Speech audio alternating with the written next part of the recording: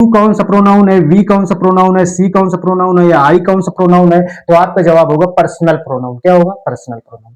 अब इनके जो केस होते हैं जैसे आई, माई, तो चलिए आज के वीडियो में हम लोग पढ़ते हैं पर्सनल प्रोनाउन के बारे में। तो देखिए जो पर्सनल प्रोनाउन होता है वो बहुत ही ईजी है। पर्सनल प्रोनाउन में सिर्फ आपको दो चीजें याद रखनी है। हम लोग वीडियो स्टार्ट करते हैं वहां से समझते हैं। देखिएगा पर्सनल प्रोनाउन में दो चीजें आती है, एक पर्सन और एक केस।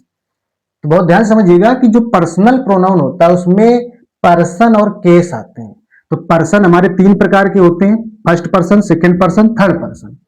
फर्स्ट पर्सन में क्या आता है? आई और वी। सेकंड पर्सन में यू आता है और थर्ड पर्सन में ही, सी, इट, दे। तो ये जो हमारे पर्सन होते हैं फर्स्ट, सेकंड, थर्ड, यही पर्सन हमारे केस में चेंज हो जाते हैं। क्या में चेंज हो जाते हैं? केस में।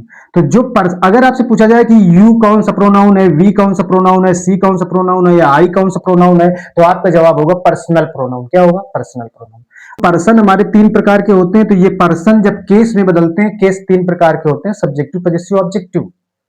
तो उसका चार्ट अब हम आप लोगों को बताएंगे। तो वो जो चार्ट होता है, वो पूरा चार्ट जितना भी होता है हमारा केस का, वो पूरा चार्ट हमारा क्या होता है? Personal pronoun. तो चलिए आगे हम लोग देखते हैं उस चार्ट को। तो ये जो पर्सन होते हैं और जो केस का चार्ट होता है, ये चीज, दो चीज ध्यान रखिए। ये जो पर्सन होते हैं और पर्सन से जो केस का चार्ट बनता है, सब्जेक्टिव, पजेसिव, ऑब्जेक्टिव का, यही दोनों चीजें हमारी क्या होती है? पर्सनल प्रोनाउन होती है। तो चलिए आगे हम लोग देखते हैं चार्ट के बारे में। चलिए आगे हम लोग बढ़ते हैं केस में। जितने पर्सनल प्रोनाउन में पर्सन होते हैं, पर्सन हमारे तीन प्रकार के होते हैं जैसा कि अभी हमने बताया आपको, first person, second person, third person. तो जो पर्सन होते हैं, पर्सन से ही केस बनते हैं। तो चलिए हम लोग आगे अब बढ़ते हैं केस की ओर।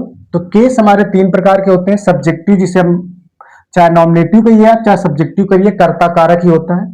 दूसरा पजेसिव केस जो हमारा संबंध कारक होता है। तीसरा ऑब्जेक्टिव केस जिसे हम कर्म कारक कहते हैं। तो इन तीनों जो हमारे पर्सन होते हैं, first person, second person, third person, उन पर्सन को हम ऐसे केस में बदल दिए जाते हैं।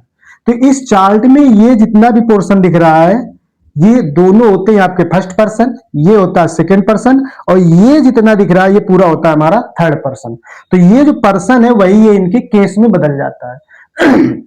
फर्स्ट पर्सन आई जो होता है, वी होता है, तो उसके केस ये हो जाते हैं हमारे पजेसिव में, और ये हो जाते हैं हमारे ऑब्जेक्टिव में। आई का पजेसिव माई, माइन हो गया, ऑब्जेक्टिव मी। वी का पजेसिव अवर, अवर्स, और ऑब्जेक्टिव हो गया हमारा अस। तो ये हो गए हमारे फर्स्ट पर्सन वाले। सेकेंड पर्सन में यू होता है, तो यू का पजेसिव होता है योर और योर्स, और ऑब्जेक्टिव यू। मतलब कहने का ये जो चार्ट है केस का, ये पूरे चार्ट में जितने भी आपको प्रोनाउन दिख रहे हैं वो सारे प्रोनाउन पर्सनल प्रोनाउन होते हैं। क्या होते हैं? पर्सनल।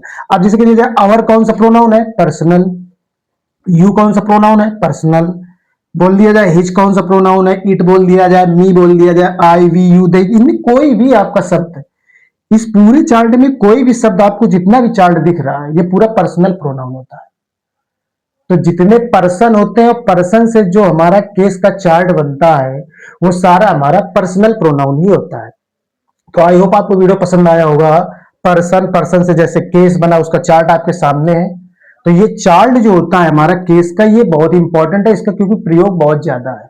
इस चार्ट का प्रयोग हमारा active voice, passive wise, grammar portion जब आप पढ़ेंगे उसमें देखेंगे, या फिर नरेशन में जब हमारा प्रोनाउन परिवर्तन बताया जाता है, चेंजमेंट ऑफ प्रोनाउन उसका, तो वहां पर इस चार्ट का बहुत ही ज्यादा जरूरत पड़ता है। तो आई होप आप लोगों को वीडियो पसंद आया होगा, और इस चार्ट को याद जरूर कर लीजिएगा अच्छे से, क्योंकि बहुत इंपॉर्टेंट है। तो आई होप वीडियो आपको पसंद आया होगा। पसंद आया हो तो लाइक कीजिएगा, चैनल पर नए हो, ऐसी जानकारी आपको डिटेल में चाहिए तो चैनल को सब्सक्राइब जरूर कीजिएगा। धन्यवाद।